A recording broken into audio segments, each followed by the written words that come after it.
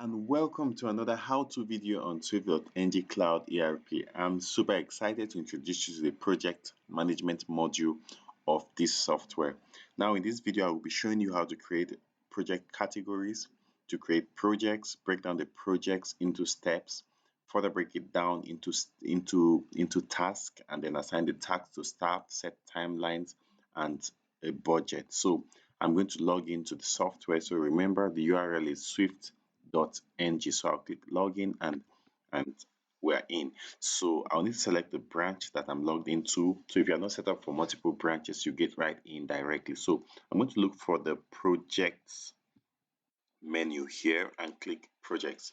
So in this page, okay, we can see that a number of categories have been created already. So that's just to help you organize your projects better. So to create project categories, you just click project categories and you have a place to just click create new and you can add. So we have a number of them there. So I will need to do that. So let's get back to projects. Let me start creating a project. So I'm going to create one project and we're going to create a website project for a company. You can put all the details that you want in the description. Our budget is 1,000, and then you can put details of the team members, the consultants that will be working on it, and you can see the categories here. I'll just leave that at software and click create. So we have a project created. The next thing is to set up this project by adding the various steps. So you can see click create new to add the step here. Remember, when we create steps, we'll be able to break it down into tasks and assign the tasks to staff. So you can call this whatever name you want. I'll just call it step one just for the purpose of this demonstration. I also copy and paste this in details and click create. So I'll create another step and call that step two. Step two. So like I said, it should be something that makes sense.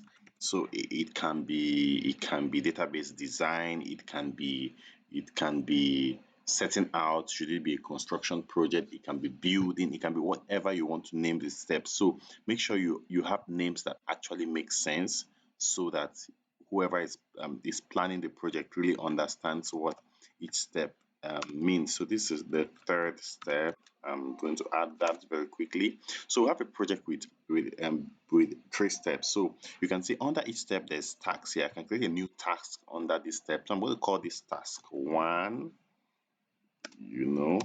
Task one, and then I'll need to put the timeline here. So this is going to be starting on this date and ending on the 17th. What's the percentage of the work? Let's assume this is going to constitute, say, 20% of the work. What's the budget for this?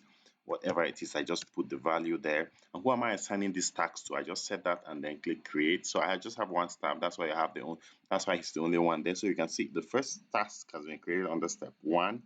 Is the percentage of the project and nothing has been done.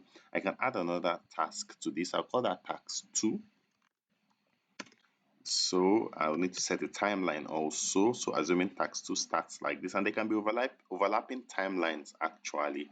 So let's assume this is going to take 10%, and the budget for this is, let's say 300. Assign it. Yes, I just have one staff, so I'm going to do the same thing. So that's what you do. You just create all the tasks and in each of the steps, and all that. And the next thing is, should we have documents to upload? You just come to the document section here, type in the details of the document. It's a bill of quantities. I can just browse for my system and pick up the document and just add it. So it's going to add it to the project. So you can see that everything about this project can be handled from here. And by the way, documents could be pictures of the project. It could be whatever documents are tied. It could be maps, whatever it is that you're able to tie to a project, so that you have full control over and access over information and all that. So I have a tab to view just the steps, just to have something cleaner. Here the next tab here is updates. We don't have any updates, so the next step would be, yes, we've created steps, we've created tasks and assigned them to the various people with the timelines and the budget. Now when the job is done, what happens? So this person is expected to just click and do an update here. So the project manager can do the update from his or her desk, while the staff can do that from their own login. So for example, this task that has been assigned to Suleiman, now you can actually go in and update that. So let's do that very quickly from the project manager's standpoint. So let's assume this job is done. It was done between this date and say maybe this date, and the whole job was done. That's the whole 20% was done. you can just leave it that way. And what's the labor cost? Maybe they cost this, and then this was what it cost for the materials. You just click create, and this is updated. You can see that this has changed to green to show that this task has been completed, while the others have not been completed. So you just keep updating and updating, and you keep seeing what's going on. Now we have a project report here, just show a summary of what has happened here. So you can see 20% of the job is done.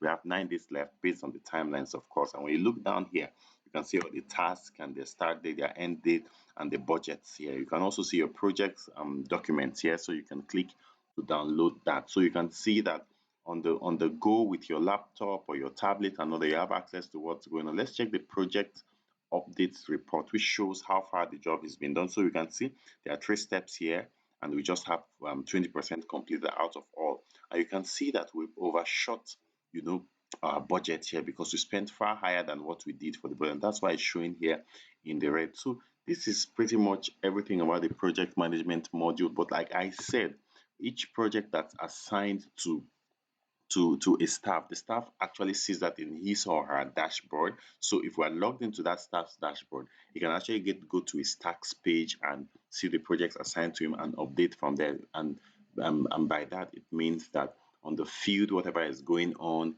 the supervisor or whoever is being assigned that task is updating, and right from the office or wherever you are, you can monitor and see what's going on. Pictures can be uploaded, like I said, documents, and all you need about the project. So that's how the project management module works. Thank you.